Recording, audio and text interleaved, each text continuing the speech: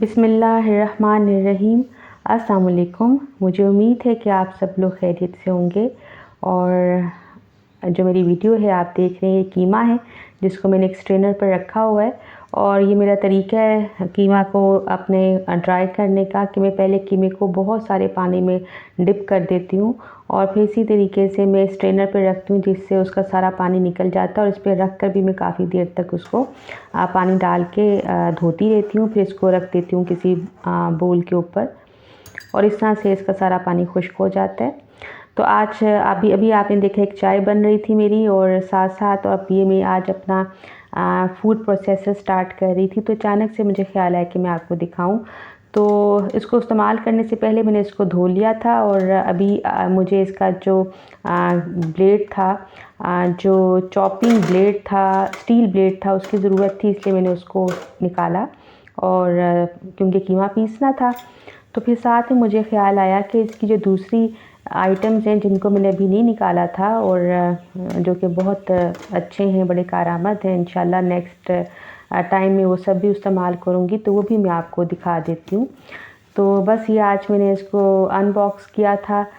तो साथ में जो चीज़ें चाहिए थी वो मैंने धो के रख ली थी और अब आपको दिखाने के लिए जो दूसरी चीज़ें थी मैंने वो भी फिर निकालना शुरू की। ये जो था ये जूस एक्सट्रैक्टर था, इसकी बास्केट है और इसके साथ जो है एक जो जूस एक्सट्रैक्टर है ये भी मौजूद था। इसको आप ऊपर रख लेते हैं और इसके साथ एक छोटी सी एक नॉब भी होती है जिसका इधर फिट होना बड़ा ज़रूरी होता है, जो बास्केट जो सेंट्रल पोर्शन है उसमें, वरना फिर ये जूस एक्सट्रैक्टर जो है ये जूस नहीं निकाल सकता। इसके अलावा ये स्पैचुला भी देख रहे हैं और आप ये प्लेट्स देख रहे हैं। एक प्लेट थी इसमें, लेकिन इसकी 2 साइड्स थी, एक श्रेडिंग के लिए थी और एक स्लाइसिंग के लिए थी। तो 2 साइडेड 1 प्लेट है। अगर आप चाहें तो गाजर का हलवा बनाना चाहते हैं, मूलियाँ आप क्रश करना चाहते हैं तो इसमें कर सकते हैं। ये जो डो मेकर था ये प्लास्टिक प्लेट था, इससे आप डो बना सकते हैं। तो ये चंद चीज़ें थी। एक तो इसके अंदर स्टील ब्लेड था जो मैंने धो के रखा और साथ साथ मैं आज कोरमा बना रही थी और कोरमे के लिए मटन जो था वो तकरीबन 3 पाव था, वो मैंने फ्राई कर लिया था अपने उसमें कुकर में। और साथ में मैं अपना जो हरा मसाला है जिसको मैं अक्सर रैप कर लेती हूँ किसी कागज़ में, क्योंकि इससे वो काफ़ी दिन तक स्टोर हो जाता है, गलता नहीं है, वो भी मैंने निकाल लिया था। मटन जो है मैं बहुत अच्छे से फ्राई कर रही थी और मस्टर्ड ऑयल में इसको फ्राई कर रही थी। आप देख रहे होंगे कि इसका जो ऑयल है काफ़ी येलो लग रहा है आम ऑयल के मुकाबले में। तो अच्छे से फ्राई कर लें तो मटन में से हमक नहीं आती, स्मेल नहीं आती। और ये क्यूब्स हैं किसकी, लहसुन की और अदरक की, ये भी मैंने फिर निकाल ली थी। साथ साथ मेरा ये कोरमा, मटन कोरमा या मटन का सादा सा सालन कह सकते हैं, ये तैयार हो रहा था। और इसके साथ मैंने आज अपना ये चॉपर भी ओपन किया था। साथ में आप भी देख रहे हैं कि गरम मसाले जो मैंने साबुत गरम मसाले थे ये भी इसमें डाल दिए अपने मटन कोरमा में और जो तैयार हो रहा है। और इसके साथ मुझे चाहिए थी थोड़ी सी दही का एक बोल था और कुछ रायता मेरे पास बचा हुआ था, वो भी मैंने उसमें ऐड कर लिया था। ये मस्टर्ड ऑयल है, आप ये देख रहे हैं। और 2 बॉटल्स हैं, ये डार्क कलर की जो है ये मस्टर्ड ऑयल है और जो लाइट कलर की थी वो कैनोला ऑयल थी। ये दोनों अनप्रोसेस्ड हैं। तो आजकल जो हाइजीनिकली और हेल्थ के पॉइंट ऑफ व्यू से सुनने में आ रहा है कि जी वेजिटेबल ऑयल्स अच्छे नहीं हैं, तो इस चीज़ के लिए कि जी अपनी सेहत को बेहतर करें, हमने आजकल ये अनप्रोसेस्ड ऑयल स्टार्ट किए हैं। मेरा कोरमा तैयार हो रहा था, इसमें सारे मसालों के साथ मैंने थोड़ा सा जो बाज़ार का मसाला था जो कि प्रोफेशनल टच देता है वो भी मैंने थोड़ा सा डाल लिया था इसमें। बहुत अच्छे से भुनाई की थी, इसका कलर आप देख रहे हैं। तो जनाब ये मटन कोरमा बड़ा अच्छा सा तैयार हो गया था और इसके ऊपर मैंने अपना गरम मसाला भी जो है वो स्प्रेड कर लिया था। तो आज ये खाना भी तैयार हो रहा था और साथ साथ में मैं अपना जो है नया चॉपर जो है फूड प्रोसेसर है उसको भी मैंने आज इस्तेमाल करना था। इसकी चंद आइटम्स मैंने आपको दिखाई हैं। इसके अंदर जूस का भी सिस्टम था, बास्केट थी, उसका जूस एक्सट्रैक्टर था, एक प्लेट थी, लेकिन उस वक्त मुझे मालूम नहीं थी इसकी, वो 2 साइडेड थी, एक साइड से स्लाइसिंग होती थी और दूसरे साइड से जो है वो आप श्रेडिंग कर सकते हैं। तो माशाल्लाह अल्हम्दुलिल्लाह आज मैंने इसको ऑन किया। अल्लाह ताला मुझे इसको बरतना नसीब करें और जो जो चीज़ें आप लोगों के पास की हैं अल्लाह ताला आपको वो सब की सब इस्तेमाल करना नसीब करें। तो जनाब ये कीमा मैं डाल रही थी, हालांकि कीमे को डालने की ज़रूरत नहीं थी, लेकिन in order to mix it well कि अच्छे से मिक्स हो जाएगा तो मैंने इसको साथ में डाल लिया, अदरवाइज़ इसको डालने की ज़रूरत नहीं थी। और जब भी आप कोफ्ते बना रहे हैं, कोफ्ते के लिए कीमा बना रही थी मैं, तो आपका अगर कीमा बहुत बारीक पिसा हुआ है तो आपको ज़रूरत नहीं है कि आप उस कीमे को किसी भी चॉपर में डालकर पीसें। कोफ्ते वैसे भी उसके बॉल्स बड़े अच्छे से बन जाते हैं। और दूसरा ये कि अगर आप समझते हैं कि इसमें मीट आप पीस सकते हैं तो कीमा बना सकते हैं मीट के पीसीस के, तो उसको लोग कहते हैं कि अवॉइड करना चाहिए, क्योंकि उस सूरत में बीफ और मटन अगर आप कीमा बनाएंगे उसका इसमें, तो इसका ब्लेड जल्दी ब्लंट हो जाएगा। हाँ, अगर आप चिकन के बनाना चाहते हैं, चिकन के नगेट्स वगैरह बनाना चाहते हैं, वो आराम से हो जाएगा।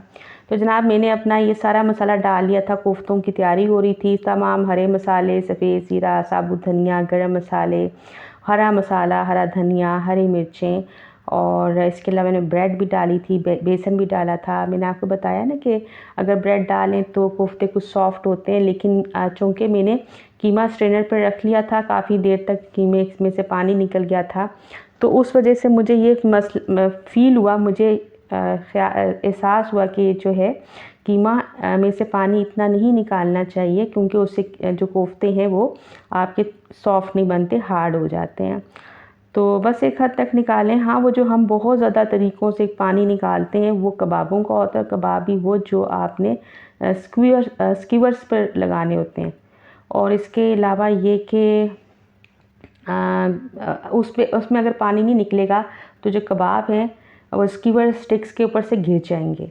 तो फिर उस सूरत में आपको जो है वो उसमें से पानी जो है वो निकालना ज़रूरी होता है। अदरवाइज़ अगर आप फ्राइंग पैन वगैरह पे बना रहे हैं या आप इस तरह से बना रहे हैं कोफ्ते, तो फिर उसमें पानी का होना ज़रूरी है।